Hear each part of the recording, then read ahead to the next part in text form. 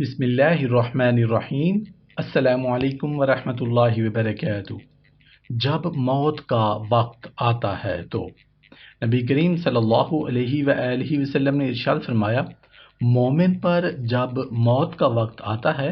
تو اس کے پاس ایک فرشتہ خوبصورت شکل میں خوشبو لگائے حاضر ہوتا ہے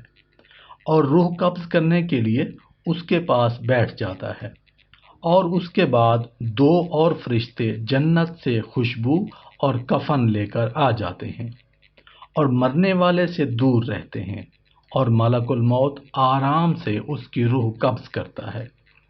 اور جب روح ملک الموت کے پاس آ جاتی ہے تو وہ دونوں فرشتے آگے بڑھتے ہیں اور روح کو اس سے لے کر جنت کی خوشبو لگا کر جنت کا کفن اسے پہناتے ہیں اور اسے لے کر آسمان کی طرف روانہ ہو جاتے ہیں۔ آسمان پر پہنچتے ہی آسمان کے دروازے اس کے لیے کھول دیے جاتے ہیں، اور دنیا میں جو اس کا بہترین نام تھا وہ اسے اس بہتر نام سے پکارتے ہیں، اور فرشتے اسے بشارت دیتے ہیں۔ دوسرے فرشتے پوچھتے ہیں کہ یہ پاکیزہ روح کس کی ہے، اور کیا اس کے لیے آسمان کے دروازے کھول دیے گئے ہیں؟ اور اچھے نام سے اسے بلاتے ہیں تو انہیں بتایا جاتا ہے کہ یہ پاکیزہ روح فلاں شخص کی ہے، اور آسمان پر فرشتے اس کے ساتھ ساتھ چلتے ہیں یہاں تک کہ اسے لا کر عرش الہی کے نیچے بارگاہ خداوندی میں رکھا جاتا ہے، اور علیین میں اس کے اعمال نکالے جاتے ہیں۔ پھر اللہ تعالیٰ اپنے مقرب فرشتوں سے فرماتا ہے، فرشتوں، گواہ رہو کہ میں نے اس اعمال والے شخص کو معاف فرما دیا ہے اور اس کے عمل نامہ پر نجات کی مہر لگا دی ہے، اور پھر اسے اعلیٰ علیین کی طرف بھیج دیا ہے۔ اور پھر اللہ عز و جل فرماتا ہے، اس بندے کی روح زمین کی طرف لے جاؤ، کیونکہ میں نے بندوں سے وعدہ کیا ہے کہ میں انہیں زمین کی طرف لوٹاؤں گا۔ اور جب مومن کو اس کی قبر میں رکھا جاتا ہے تو زمین اسے کہتی ہے، جب تو میرے اوپر تھا تو مجھے محبوب تھا، تو اب تو میرے اندر مجھے کیوں محبوب نہیں ہوگا؟ دیکھو میں تمہارے ساتھ کتنا اچھا برتاؤ کروں گی۔ اور پھر قبر حد نظر تک مومن کے لیے کھل جاتی ہے،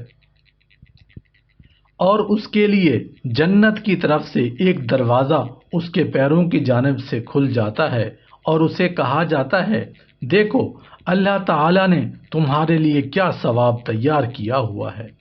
اور ایک دروازہ اس کے سر کی جانب جہنم کی طرف کھول کر دکھایا جاتا ہے، اور اسے کہا جاتا ہے، دیکھو اللہ تعالیٰ نے کتنا بڑا عذاب تم سے ٹال دیا ہے۔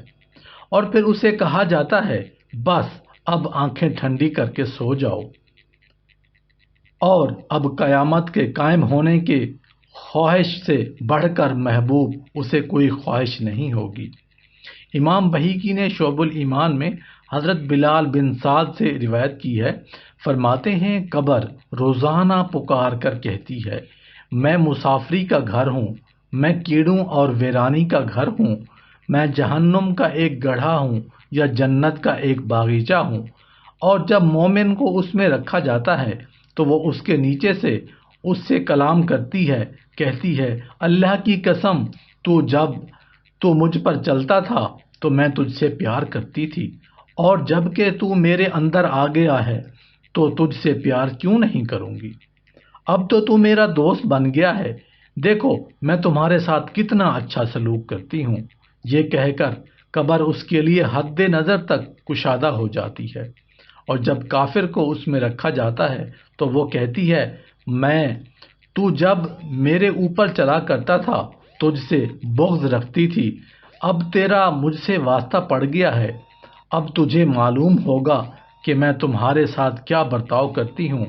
تو وہ اسے اس طرح سختی سے دبائے گی کہ اس کی دونوں طرف کی پسلیاں آپس میں گڈ مڈ ہو جائیں گی۔ ابن ابی دنیا نے القبور میں اور ابن مندہ نے حضرت عمر بن ذر سے روایت کی ہے، فرماتے ہیں، جب مومن اپنی قبر میں آتا ہے تو قبر اس سے پوچھتی ہے، فرما بردار ہو یا نافرمان؟ اگر وہ نیک ہوتا ہے تو ایک فرشتہ قبر کے ایک پہلو سے پکار کر قبر سے کہتا ہے، اے قبر، تو اس کے لیے سرسبز ہو جا، اس کے لیے رحمت بن جا، یہ اچھا بندہ ہے، یہ اللہ تعالیٰ کا فرما بردار تھا، یہ اچھی طرح سے تیرے پاس آیا ہے۔ تو قبر کہتی ہے، بس پھر تو عزت و احترام کا حقدار ہے۔ ابن ابی دنیا نے القبور میں محمد بن صبیح سے روایت کی ہے، فرماتے ہیں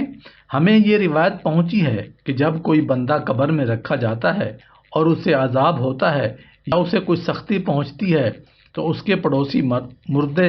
اسے کہتے ہیں، اے اپنے بھائیوں سے پیچھے دنیا میں رہ جانے والے،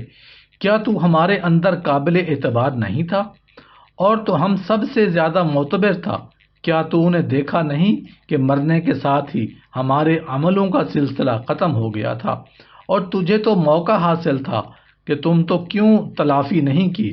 اور نیک اعمال کیوں نہ کر لیے؟ اور قبر کے کونے کونے سے آوازیں آئیں گی، اے زمین کے اوپر دھوکے میں پڑنے والے، تو نے زمین کے پیٹ کے اندر چھپ جانے والوں سے عبرت کیوں نہ حاصل کی، جو تم سے پہلے دنیا سے دھوکہ کھا چکے تھے اور پھر موت انہیں قبروں میں گھسیٹ کر لے گئی، اور تو انہیں دیکھتا رہا کہ کندھوں پر اٹھا کر انہیں لے جایا جا رہا ہے اور اس کے عزیز و اقارب اسے آخری منزل کی طرف سپرد کرنے کے لیے لے کر جا رہے ہیں۔